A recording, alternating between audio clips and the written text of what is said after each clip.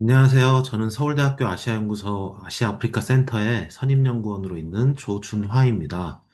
저는 한국의 대아프리카 외교 정책에 대해서 말씀드리고자 이 자리에 섰습니다. 한국에서 아프리카에 대한 관심이 급격하게 높아지고 있습니다. 과거에 아프리카 하면 떠오르는 것이 가난, 빈곤, 전쟁과 같은 부정적인 이미지가 전부였다면 오늘날 아프리카 출신들이 대중매체에서도 흔하게 활약하면서 아프리카와의 심리적 거리도 많이 좁혀졌습니다. 특히 최근 글로벌 사우스 국가들의 부상과 더불어 작년에 있었던 한 아프리카 정상회담 개최 이후 아프리카를 미래의 성장 동력으로서 떠오르는 사람이 많아졌습니다. 이는 멀고 미지의 대륙으로 느껴진 아프리카가 점점 더 중요하게 생각되는 지역으로 확대되어 가고 있음을 의미한다고 할 수 있습니다. 이처럼 한국이 아프리카 국가들의 관심을 갖게 된 가장 중요한 이유는 아프리카는 가까운 미래에 대한 투자이기 때문입니다. 특히 경제적 측면에서 아프리카는 가까운 미래에 아시아를 넘는 신흥 시장으로서 평가받고 있습니다. 2023년 기준 아프리카 인구는 14.8억 명으로 추산되고 있으며 세계 인구의 약 18%를 차지하고 있습니다. 2050년까지 약 24억 8,500만 명으로 약 74%가 증가할 것으로 예상되며 현재 평균 연령은 19세의 젊은 인구 구조를 바탕으로 2040년까지 노동력이 11억 명이 이를 것으로 전망하고 있습니다. 인구가 많다는 것은 상품과 서비스를 판매하고 유통하는 시장의 규모가 커진다는 것을 의미한다고 할 수 있습니다. 그렇다면 이처럼 큰 아프리카 대륙과 한국의 외교 역사는 어떻게 시작됐을까요? 한국 정부가 수립된 이후 처음 아프리카 국가와 관계를 맺게 된 것은 1950년 에티오피아 남아프리카 공화국이 유엔군으로 한국 전쟁에 참전한 일이라 할 수 있습니다. 이후 한국과 아프리카 관계는 냉전 시기 북한과의 경쟁 속에서 급속도로 발전하였는데, 냉전 이후 아프리카 국가들과의 관계는 소원해졌으나 2000년대 들어 한국이 국제개발 협력 사업 등을 지원하면서 관계가 다시 깊어지고 있는 상황이라고 할 수 있습니다. 제2차 세계대전 이후 한반도 아프리카 국가들의 국제 정세는 긴밀하게 연결되어 있었습니다. 미국 중심의 반공 진영과 소련 중심의 공산 진영이 대결을 벌이던 냉전 시기, 양 진영이 처음으로 대규모 전투를 벌인 것은 1950년 발발한 한국전쟁입니다. 이때 아프리카 지역에서는 에티오피아가 황신근위대 소속의 약 6천 명의 장병을 한국에, 당시 백인 정부의 남아프리카 공화국은 전투 비행대대에서 약 800명을 보내어 한국을 지원하였습니다. 1953년 전전협정 체결 이후 냉전이라는 상황 속에서 국제사회는 한반도의 합법적 정부가 남한인지 북한인지에 대해 소위 한반도 문제는 매년 유엔 총회 주요 안건으로 다뤄졌습니다. 유엔 총회는 유엔 한국 통일 부흥위원단이 제출한 보고서를 검토한 뒤 관련 결의안을 의결하였는데, 이 과정에서 남한과 북한 정부는 각각 자신들에게 유리한 결의안이 통과되도록 치열한 외교전을 펼쳤습니다. 이러한 상황 속에서 당시 남한 정부는 유엔 총회에서 아프리카 각국의 지지를 확보하기 위해 청원형 성격의 친설사절단을 주기적으로 파견하고 동시에 정상 초청 외교를 펼쳤습니다. 유엔 총회가 열리기 전 남한 정부는 동부와 서부 각각 지역 아프리카 국가들에게 친설 사전단을 파견하여 농업 기술자 의사 파견을 중심으로 하는 단기적 외교 거래에 기반한 외교를 실시하였는데요. 1968년부터 아프리카 국가들의 의교진을 파견하면서 니제르, 중앙아프리카 공화국, 부르키나파소 등 약 20여 개국에 이르게 되었습니다. 이는 남한 정부가 최초로 시행한 개발협력적 사업이라고 할 수 있으며, 이와 동시에 아프리카 정상들을 한국으로 초청하여 이들을 극진하게 대접하였습니다. 이러한 노력에도 불구하고 1970년대 초반까지 유엔에서 벌어진 남북한 간 외교 경쟁은 북한이 우세한 상황이었습니다. 이러한 결과가 나온 배경에는 서구 열강의 식민 지배를 경험했던 다수의 아프리카 국가들이 자본주의를 제국주의와 같은 것으로 받아들였고, 이는 북한과 아프리카 여러 나라들 사이에 이데올로기적 유대감을 공유할 수 있었기 때문입니다. 하지만 1970년대 중후반에 접어들면서 남한의 대아프리카 외교는 탈이념적이고 실용주의 중심 외교로 바뀌게 됐습니다. 이러한 전환에는 1971년 중국이 유엔에 가입하고 동서 진영 간의 대립이 평화 공존의 분위기로 개선되면서 북한과의 외교적 대립도 완화되었기 때문입니다. 이러한 국제 환경의 변화는 남한도 북한과의 무조건적 대립 구도를 벗어나 1972년 7.4 남북 공동체 성명과 73년 6.23 평화통일 외교정책 선언 등 남북한 간 대화를 통한 관계 개선을 모색하게 되었습니다. 더욱이 1976년 31차 유엔 총회부터 소위 한국 문제가 의제에서 제외되기 시작하였으며 유엔에서 남북한 간 표심 경쟁이 사라지자 아프리카 국가들을 상대로 청원 중심의 외교를 펼칠 동인도 크게 줄어들게 되었기 때문입니다. 따라서 남한 정부의 대아프리카 외교는 이념 중심적 외교에서 실익 중심적 외교로 전환될 수 있었습니다.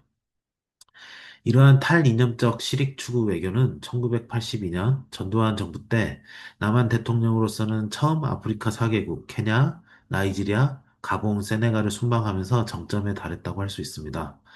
본 순방을 통해 남한 정부는 순방국들과의 우호관계 협력을 강화하고자 했으며 이러한 협력을 위한 사례로 남한 정부는 1987년 대외협력기금을 설립하고 나이지리아에 첫 철도 현대화 사업을 위한 80억 원 규모의 차관을 처음으로 제공하였습니다.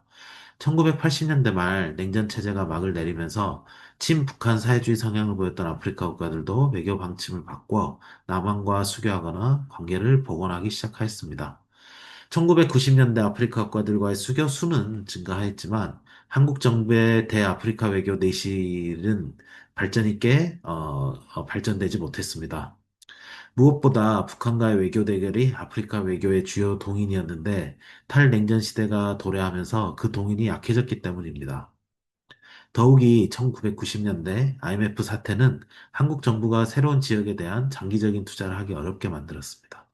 마지막으로 냉전의 해체로 인하여 많은 아프리카 국가들이 내전을 겪게 되면서 정치적 혼란이 지속되었는데 이러한 어떤 아프리카 내부적인 문제도 한국이 아프리카 외교의 의지를 약화시키는 주요 요인으로 작용하였다고 할 수 있었습니다.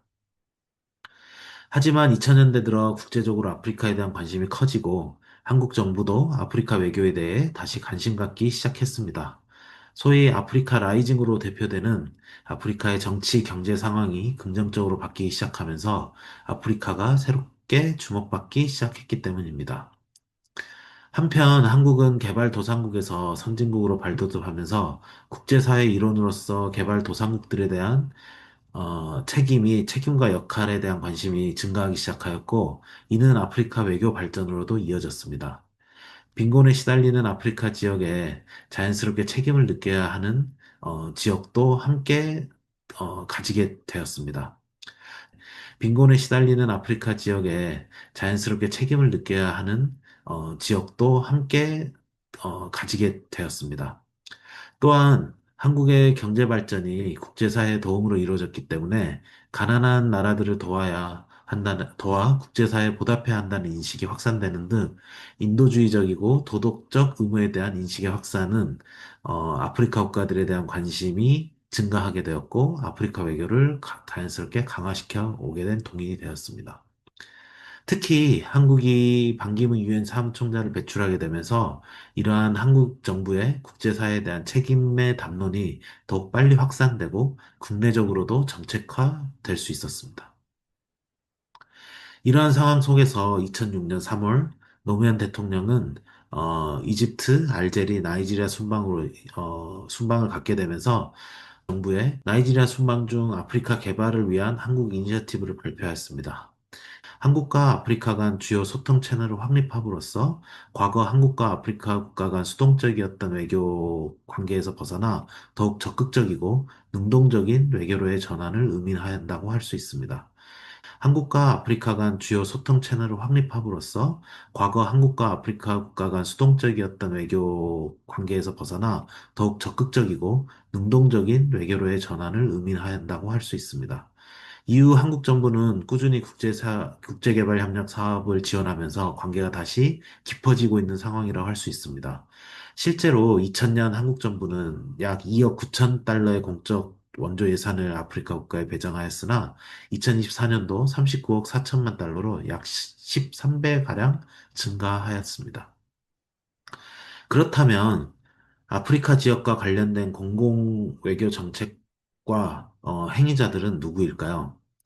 공공외교는 한 국가가 외국 국민과 직접 소통하여 자국의 역사, 문화, 정책들을 소개함으로써 이해와 신뢰를 높이고 국가 이미지와 영향력을 강화하는 외교 활동이라고 할 수 있습니다. 전통적 외교가 국가 간 협상 중심이었다면 공공외교는 음악, 문화행사, 교류 지원 사업 등을 통해 일반 국민과 정부가 모두 참여하는 소프트파워 전략의 일환이라고 볼 수 있습니다. 공공외교가 국제관계에 영향을 미치는 대표적인 예로는 문화 교류를 들 수 있습니다. 해외 학생 교류, 문화 이벤트와 같은 프로그램은 서로 다른 문화 사람들 간의 이해 폭을 넓히는 장이 될 수 있습니다. 또 다른 측면으로는 국가 이미지 브랜드 영역이라고 할 수 있는데요.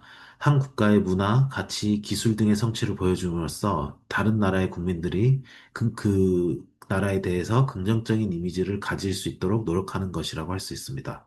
예를 들면 풍부한 정통 문화, 혁신적인 기술을 개발하거나 또는 환경 보호와 같은 특정한 이슈에 앞장섬으로써 국가에 대한 호감도를 올릴 수 있는 것을 볼 수 있습니다. 특히 오늘날 공공외교는 SNS나 디지털 플랫폼을 통한 소통이 핵심이라고 할 수 있습니다. 정부와 그 지도자들은 트위터와 같은 소셜미디어를 통해서 다른 나라 국민들과 실시간으로 소통하고 있으며 이러한 직접 소통은 국제 여론을 형성하는 데도 오늘날 큰 영향을 미치고 있습니다. 따라서 궁극적으로 공공외교는 단순한 문화만 소개하는 것이 아니라 국가의 정책이나 가치관을 타 국민, 외국 국민들에게 설득하는 과정도 포함된다고 할 수 있습니다. 그렇기 때문에 공공외교의 행위자는 비국가 행위자들도 중요한 주체라고 할 수 있으며, 우리가 흔히 말하는, 우리가 흔히 말하는 신공공외교란 이처럼 다양한 행위자들이 정보와 콘텐츠를 통해 국제적 영향력을 행사하는 현상을 말한다고 할 수 있습니다. 따라서 공공외교는 단기적인 인지도 상승이 아니라 지속 가능한 관계, 오랜 신뢰를 기반으로 한 협력을 이끌어내는 것이라고 할 수 있습니다. 이러한 개념 속에서 한국 정부는 크게 문화, 지식, 정책의 세 가지 분야를 중점으로 공공외교를 활발히 추진해 오고 있습니다. 문화 기반 공공외교로서는 K 이니셔티브 자산을 활용해 국가 위상과 이미지를 높이는 것이라고 할 수 있는데, 예를 들어서 K-팝, K-푸드, 국악, 사물놀이, K 태권도 등 풍부한 문화 자산을 활용해 세계 각국에서 현지 맞춤형 문화 행사를 진행함으로써 공공외교 프로젝트를 진행해 오고 있습니다. 예를 들어 한국 정부는 외교부, KBS, 문화체육관광부, 지자체 등과 협력해서 K-팝 월드 페스티벌을 공동 개최하고 있고, 이 행사는 세계 각국의 참가자들이 모여서 K-팝과 댄스를 선보이는 글로벌 대회로 전 세계 팬들의 큰 주목을 받게 된 어떤 문화 공공외교의 대표적 사례라고 할 수 있습니다. 이와 유사하게 한국 정부는 문화체육관광부, 국기원, 세계 태권도 평화봉사단 등과 협력하여 태권도 사범과 시범단을 해외 파견하고 있으며, 이러한 노력이 태권도의 세계화와 함께 대한민국의 어떤 문화 외교 확대에 큰 기여를 하고 있다라고 보시면 되겠습니다.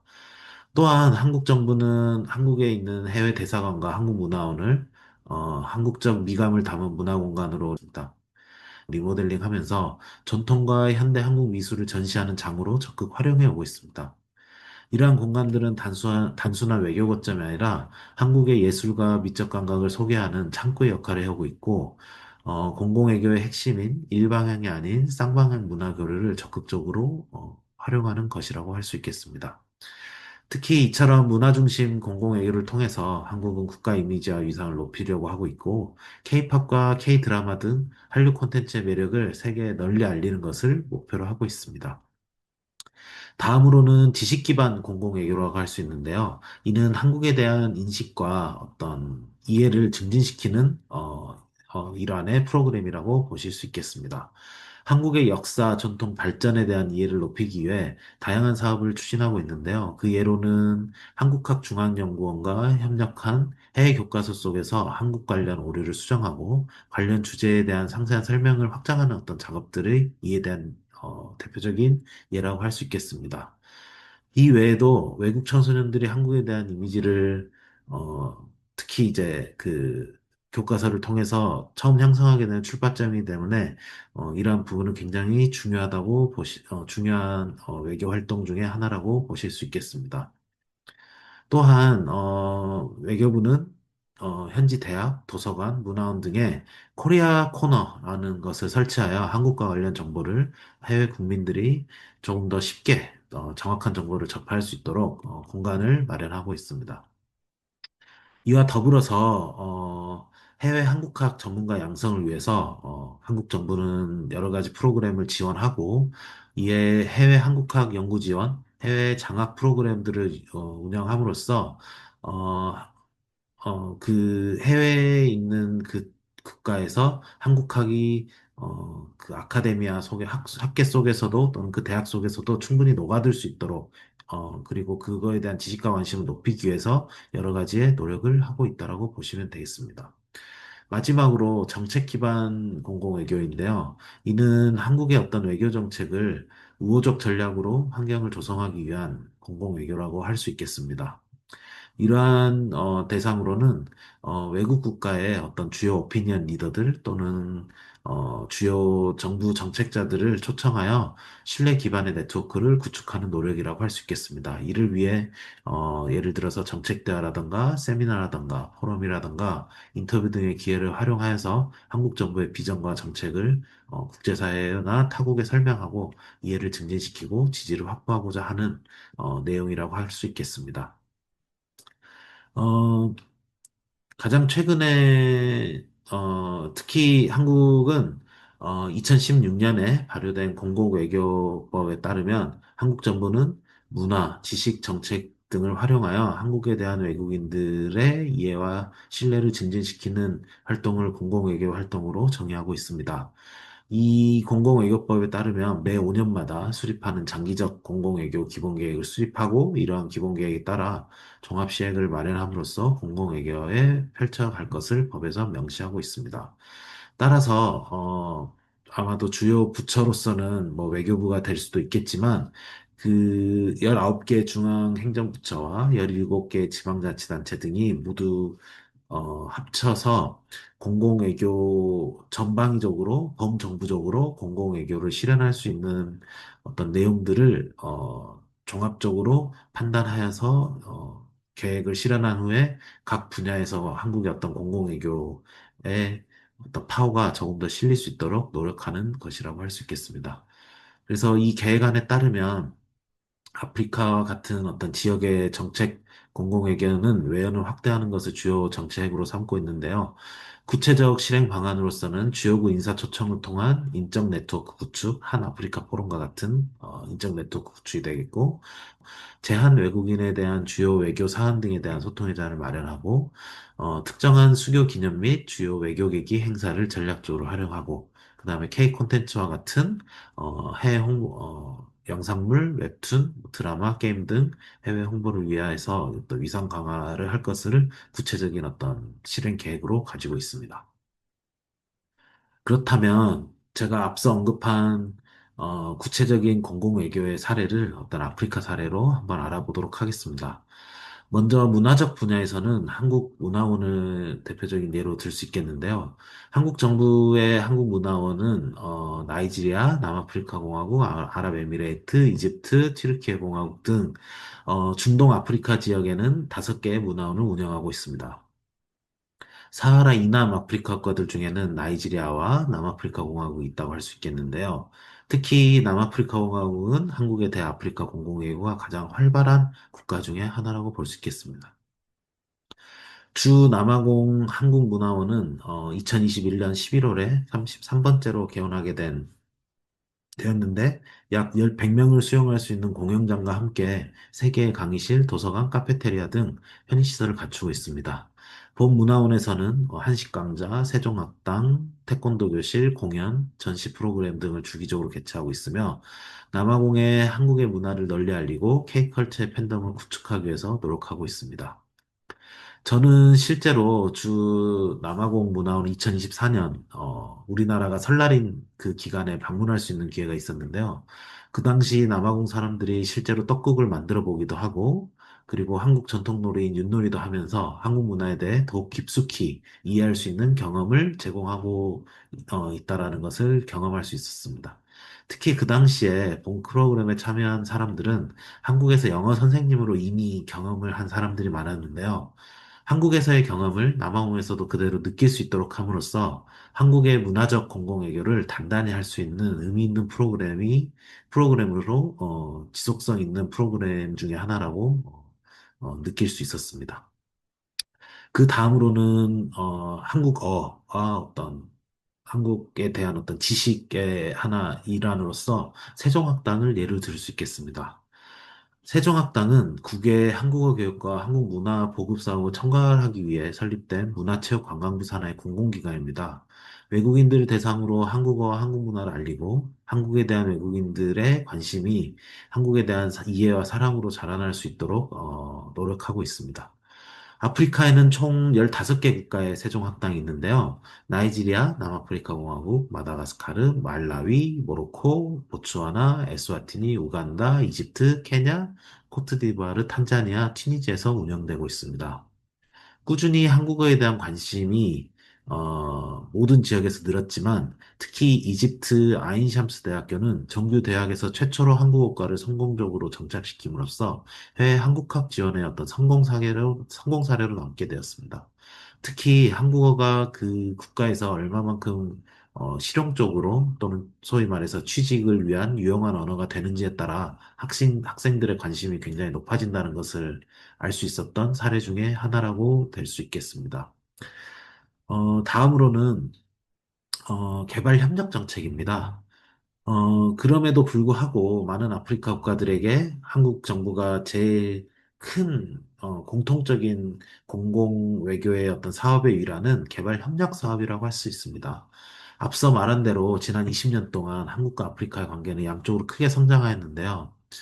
2006년 한국 정부가 아프리카 개발을 위한 한국 이니셔티브를 발표한 이후 외교부, 기획재정부, 산업통상자원부 등의 정부 부처가 아프리카 국가들과 정례 협력 채널을 구축하게 되었고, 한국은 아프리카에 2006년 약 650억 원에서 2023년 약 6,500억 원으로 100배 가까이 원조 금액을 늘렸습니다.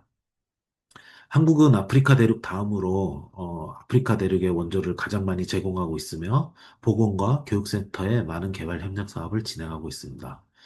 특히 수원국들과 함께 개발 협력 사업을 진행함으로써 한국은 보다 더 수원국들을 잘 이해할 수 있는 경험을 더 마련하고 쌓아가고 있는 상황이며 이와 동시에 수원국들도 한국을 더 잘 이해할 수 있는 토대가 마련되어 가고 있다라고 볼 수 있겠습니다. 이뿐만 아니라 개발 협력 사업이 수원국에 있는 대중들에게도 도움을 주면 한국의 이미지가 더욱 좋아질 수 있을 것이라고 생각되기 때문에 한국이 대표적으로 하고 있는 공공 외교 정책 중에 하나라고 보실 수 있겠습니다. 특히 한국 정부는 2021년까지 아프리카 국가에 9,543명의 봉사활동자들을 파견을 했는데요. 이러한 봉사활동자들의 파견 활동 또한 한국과 아프리카의 물리적, 문화적 거리를 좁히는 가장 대표적인 공공외교의 성격을 띤 개발 협력 사업이라고도 볼 수 있겠습니다. 요약한데 한국의 대아프리카 공공외교는 냉전 시대 북한과의 체제 경쟁 속에서 개발 협력 분야와 초청 외교를 통해 시작됐다고 할 수 있습니다.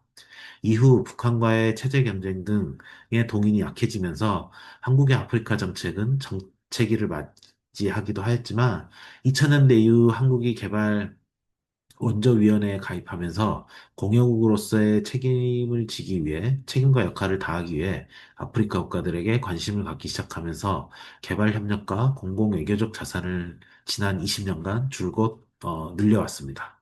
최근 들어서는 개발 협력적 자원뿐만 아니라 K문화, K음식 등 문화적인 프로그램을 주기적으로 문화원을 통해 개최하고 있습니다. 이렇듯 한국어와 한국학 분야에서도 세종학당을 통해 꾸준히 늘려오고 있습니다.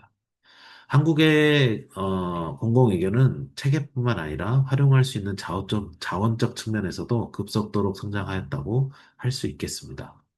그럼에도 불구하고 여전히 한국의 공공외교를 지원할 수 있는 노력과 예산은 다른 지역에 비해서 아프리카 지역이 상대적으로 부족하다고 할 수 있습니다.